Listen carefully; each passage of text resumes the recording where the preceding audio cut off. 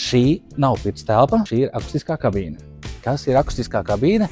Tā nav vienkārši tāda kastīte, kas ir uztaisīta ar smukiem stikliem, bet tas ir inženieru risinājums, kurā cenšas panākt to, lai tas, kas notiek šeit iekšā, ko jūs runājat, ko jūs zvanat, ko jūs te saskaņojat, parakstat dokumentus papīrus, lai tas neskanētu ārā.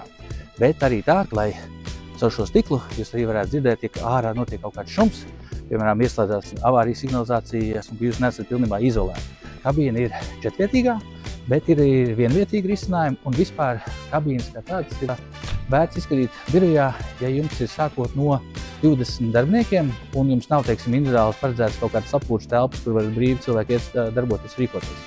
Tāpēc, jā, ir gan četrvietīgi risinājumi, gan vienvietīgi, un pie mums salonā ir apskatāmi 6 dažādas kabīnes, tāpēc brauciet un varēsiet apsīties tiešām, kā viņas atšķirās arī gan par cenām, gan par kategorijām un arī akustikas līmeņiem. Uziesim arī augšā, kurus parādīšu vienu, kas ir tieši šis industrijas līderis. Kā vēl vienu risinājumu, es gribēju parādīt A-klases akustisko kabīni. Pie mums bija atnākusi vienreiz ciemos arī ģimene ar bērniem. Viņi reiz iegāja iekšā bērni, viņi pēc tam prasīja, vai šādas kabīnes mēs piegādājam arī uz mājām. Es teicu, tā nebūs problēma, vienkārši pasakiet, kāda ir adrese, un mēs piegādāsim, lai jums bērnistabā nevienam vispār netrauc.